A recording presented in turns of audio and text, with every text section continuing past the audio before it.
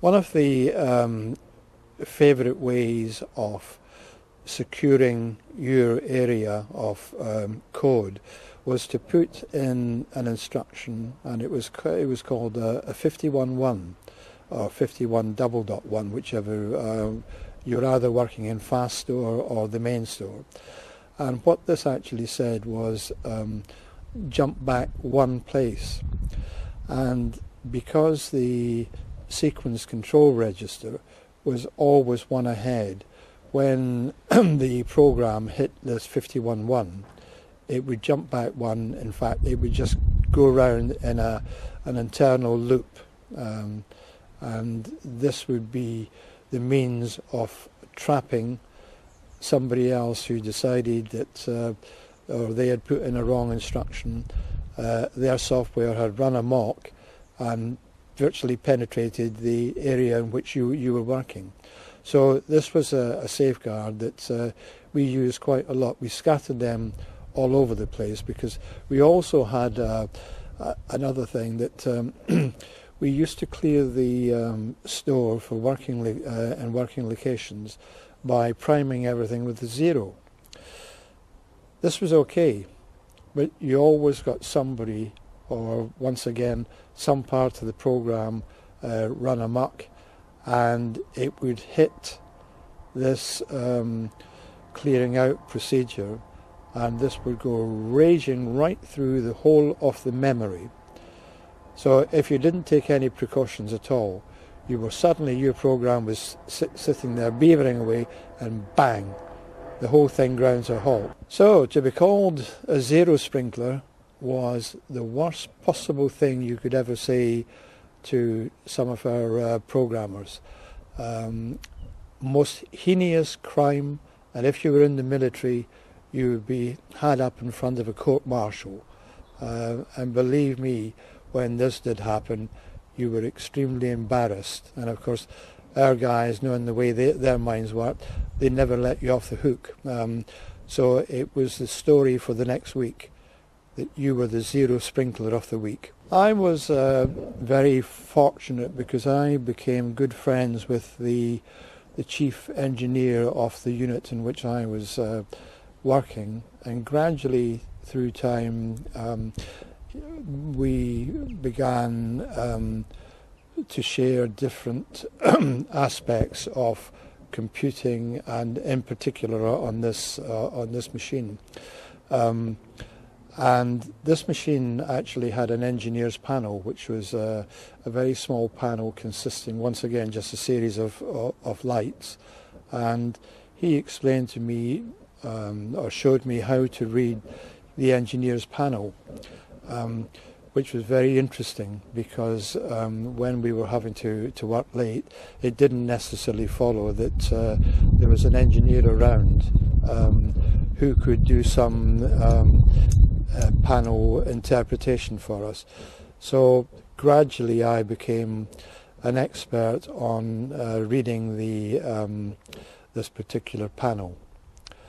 And one of the other things that we initially started, all our inputs were based on 5-hole paper tape, and this we also had to be able to read, because you just couldn't stand around there waiting for your turn to get on the machine. If you wanted to carry out some kind of modification, you would need to be able to read the paper tape telling you what the instructions were at that particular part on the tape, and then punching another one using what was called a unipunch, because once again we only had teleprinter operators who were specifically there to tape or effectively type our software, and we were never allowed to sit down and use those teleprinters as part of the sort of the demarcation lines that we used to have in the early 60s. Anyway, we then advanced from 5-hole paper tape to 8-hole paper tape, which became an even bigger challenge, and this was quite interesting because we then started to use an entirely different machine code. But once again, because the machine code language of probably all machines bears a certain similarity, it didn't take too long before we cottoned on to the 8-hole paper tape. And of course, as you became pardon me, more expert, you became more adventurous and did things that possibly you should never have done, such as online modifications when the system was actually running. I'm now talking about the pseudo air traffic control system, or a pseudo air traffic control system. Highly dangerous, but if you had the confidence, you could do this. Unfortunately, several occasions it happened when somebody would do this online modification, and the whole computer would just shut down completely. Lights would flash all over the place, and if you saw someone suddenly departing with a red face from the control room, then you would realize that he was the guilty party. Many a time it was me, but because once again I was young and foolish, so what? This was the only way to learn, really.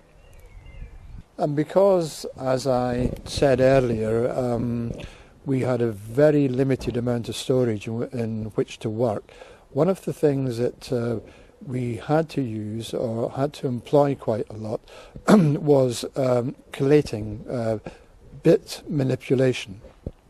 Pardon me.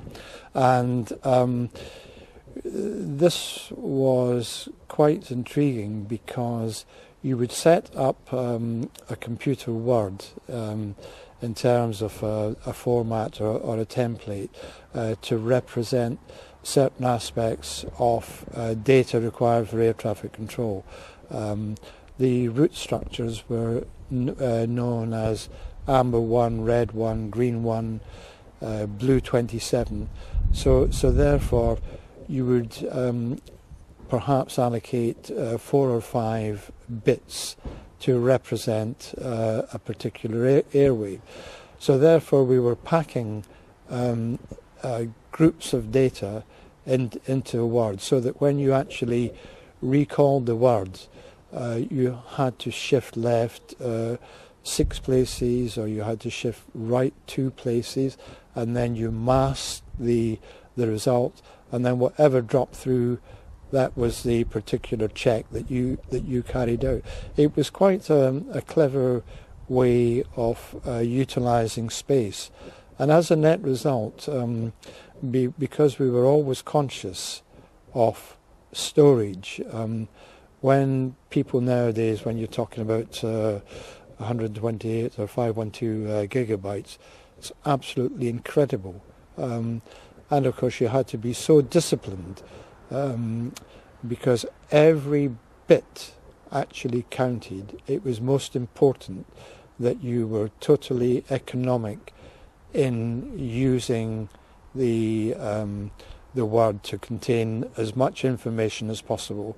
And of course this ended up also being coded up into a word of octal groups. And that was another throwback to the part of the initiation course of the that we went through when we were working in different bases. And of course the base 2 obviously featured a great deal in this. And even now, if you were to get inside a PC, you would discover that at the end of the day this is happening all the time, and you're not really aware of it. So nowadays, when young people, young kids in the main, say or tell me that they're computer programmers, I said, yeah, right, yeah. Sounds good. But in actual fact, some of the youngsters today, I certainly wouldn't knock them. They're actual real whiz kids when it comes to their form of computer programming, and I certainly do have a lot of faith in them.